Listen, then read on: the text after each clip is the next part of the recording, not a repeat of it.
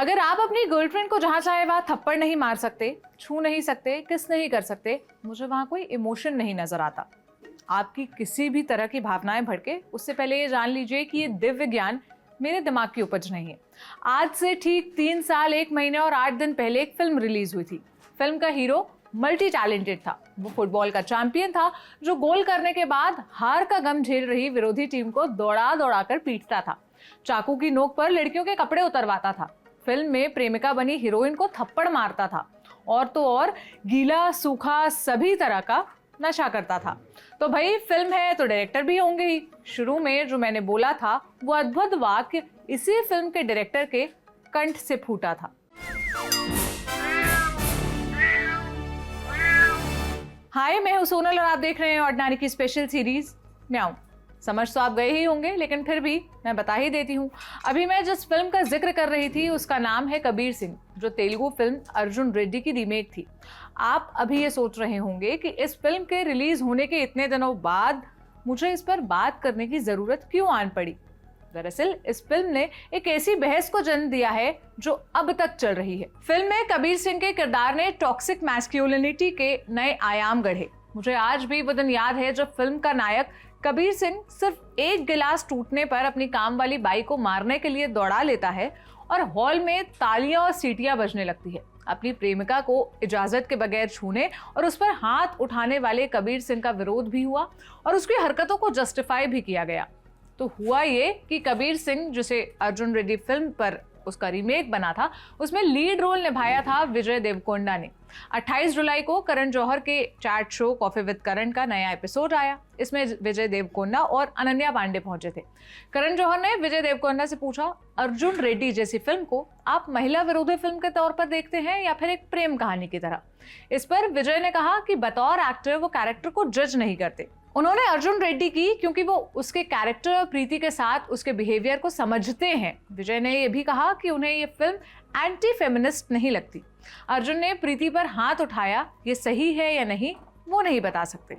विजय ने कहा कि वो ये मानते हैं कि ये फिल्म किसी ऐसी लड़की के लिए ट्रॉमेटिक हो सकती है जो अब्यूसिव रिलेशनशिप में रही हो। ऐसी कोई लड़की फिल्म की आलोचना करेगी तो वो उन्हें स्वीकार करेंगे।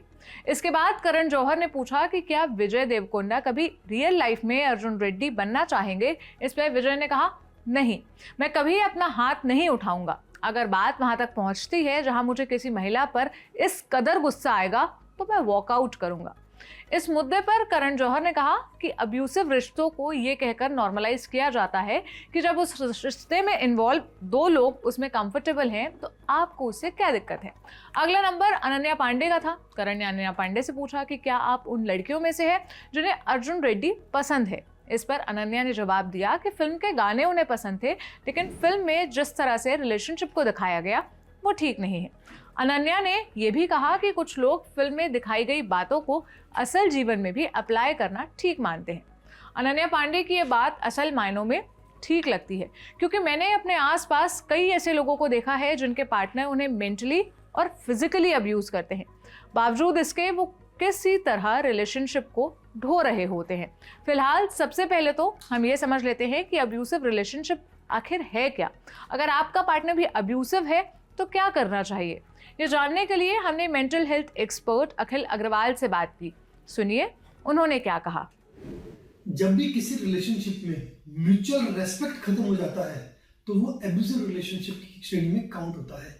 या अल्टीमेटली हम कहें, जब भी किसी रिलेशनशिप में मेंटल पीस खत्म हो जाता है, एक पर्सन दूसरे के ऊपर इतना ज्यादा डोमिनेट करने लग जाता है कि वो पर्सन जो है उसकी आइडेंटिटी पूरी तरह खत्म हो जाती है।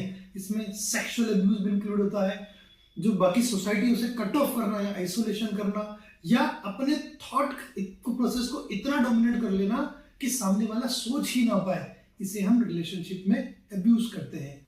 यदि आपके रिलेशनशिप एब्यूजिव होने लगता है तो सबसे इंपॉर्टेंट स्टेप है कि आप उसको नो कहना सीखिए, आप उसका विरोध करना सीखिए। जब तक आप उसका विरोध नहीं करेंगे सामने वाले को पता ही नहीं चलेगा कि वो गलत कर रहा है। देन सेकंड इंपॉर्टेंट चीज, यदि सामने वाला आपके ऊपर बहुत ज्यादा डोमिनेट हो रहा है तो आप उसको ये कह सकते हैं कि भाई मैं इस रिलेशनशिप को एंड करना चाहती हूँ या चाहता हूँ। आप उन लोगों को बीच में लेकर के आइए जो उस पर्सन के ऊपर जिनके ऊपर उसका इम्पैक्ट हो, जिसकी वो बात मानता हो, आप किसी अच्छे साइकियाट्रिस्ट की या काउंसलर की सलाह ले सकते हैं। मेंटल हेल्थ एक्सपर्ट का मानना है कि जब रिलेशनशिप में म्यूचुअल रेस्पेक्ट खत्म हो जाती है तो रिलेशनशिप को अब्यूसिव बनने में देर नहीं लगती। लेकिन ऐसे रिलेशनशिप को झेल रहे लोगों की मेंटल हेल्थ पर इसका क्या असर पड़ता है, ये भी अखिल से सुनिए।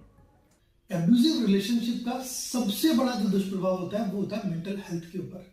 जो व्यक्ति इसको बियर करता है, सबसे पहले इरिटेशन, एग्रेशन, फ्रस्ट्रेशन, या हम यूं कहें कि एंजाइटी के सिम्टम, घबराहट, बेचैनी, सोशल एंजाइटी, देन डिप्रेशन, और इसकी वजह से इंसोम्निया, सुसाइडल टेंडेंसी, धीरे धीरे पर्सनालिटी डिटोरिएशन होना, कई बार स्किज़ोइड पर्सनालिटी होना, और ऐसे लोग बहुत बार मैनिक या कन्वर्जेंस डिसऑर्डर में भी चले जाते हैं।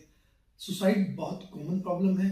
एंटी सोशल पर्सनालिटी बिहेवियर हो जाता है। बहुत बार ऐसे लोग होमिसाइडल भी हो जाते हैं। इसको डील करने के लिए सबसे इंपॉर्टेंट ये है कि आप अपनी मेंटल फिटनेस बनाए रखिए, अपने आप को पॉजिटिव चीजों में बिजी रखिए। अगर आप कुछ जॉब नहीं करते हैं तो कुछ जॉब स्टार्ट कीजिए, कुछ क्लब ज्वाइन कीजिए, मॉर्निंग वॉक कीजिए, इवनिंग वॉक कीजिए, कुछ स्पोर्ट्स इवेंट ज्वाइन करिए। कुल मिलाकर आप अपने आप को वेंटिलेट करिए। जब तक आप वेंटिलेट नहीं करेंगे ये प्रेशर आपका बढ़ता चला जाएगा। अब्यूसिव रिलेशनशिप का मेंटल हेल्थ पर पड़ने वाले असर को तो आपने जान लिया। अब बात फिल्मों की जिसमें अब्यूसिव रिश्तों का महिमा मंडन किया जाता है। कबीर सिंह, अर्जुन रेड्डी जैसी फिल्में से पहले भी ऐसे कई करिश्माई फिल्में बन चुकी हैं जिनमें करीबी रिश्तों में मारपीट जैसी चीजें दिखाई गई है। फिलहाल ऐसी फिल्में कुछ लोगों के दिमाग में कैसे पैठ बना लेती हैं, सुनिए। मूवीज, सिनेमा या जो सोशल मीडिया है, इसका आज के टाइम में बहुत गहरा इम्पैक्ट है। स्पेशली अगर हम यंगस्टर्स की बात करें, ऐसे में अर्जुन रेड्डी या कबीर जैसी मूवी है जो एक नैरेटिव सेट करती हैं। ये लोगों को कहीं ना कहीं उनके सेमी कॉन्शियस माइंड में डालती है कि if you love someone then abusive relationship is not a bad thing, या एक रिलेशनशिप में सब कुछ सहन करना पड़ता है। पर दोस्तों ऐसा बिल्कुल भी नहीं है। एक अच्छा रिलेशनशिप हुआ है जिसमें हम म्यूचुअली एक दूसरे की रेस्पेक्ट करते हैं, म्यूचुअली हम एक दूसरे के इमोशन को समझते हैं, ना कि हम एक व्यक्ति डोमिनेट करता है और टॉर्चर करता है फिजिकली और सोशली दूसरे को। So this is totally wrong. इतनी बात सुनने के बाद भी कई लोग ऐसे होंगे जो हमें ब्लेम करेंगे कि मर्दों के पीछे पड़ी रहती हो दीदी तुम तो। हम ये नहीं कह रहे हैं कि अब्यूसिव रिलेशनशिप में सिर्फ लड़कों का ही हाथ होता है। हमारे एक मेल कलीग हैं जिनके फ़ोन की घंटी बजते ही उनके माथे से पसीना छूटने लगता है। मैंने कई बार नोटिस किया, फिर उनसे पूछा कि आखिर बात क्या है, तो उन्होंने बताया कि उनकी पार्टनर को ऐसा लगता है कि फ़ोन ना उठाकर वो उसे इग्नोर कर रहे हैं, इसलिए उन्हें किसी भी हालत में फ़ोन रिसीव करना ही पड़ता है। मैं उनके पार्टनर को तो नहीं समझा पाई, लेकिन अपने कलीग से बात कर उनकी परेशानी सुनी और उसे अपने स्तर पर हल करने की कोशिश की। फिलहाल अगर आपके सामने किसी को आप ऐसे रिश्ते में देखते हैं और उन्हें समझाना चाहते हैं, तब आप क्या करें? सबसे पहली चीज, आप उनकी मनोस्थिति समझिए कि वो किस मनोस्थिति में है। क्या वो बात कर पाने की स्थिति में है? नहीं है तो सबसे पहले उनसे बॉन्डिंग बढ़ाएं।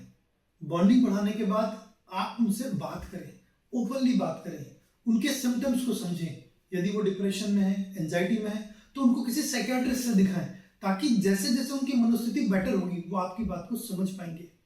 देन उन्हें कॉन्फिडेंस दिलाएं। बहुत बार क्या होता है कि उनको एक कॉन्फिडेंस नहीं होता कि मैं यहाँ से निकलूंगी या निकलूंगा तो जाऊंगा कहाँ।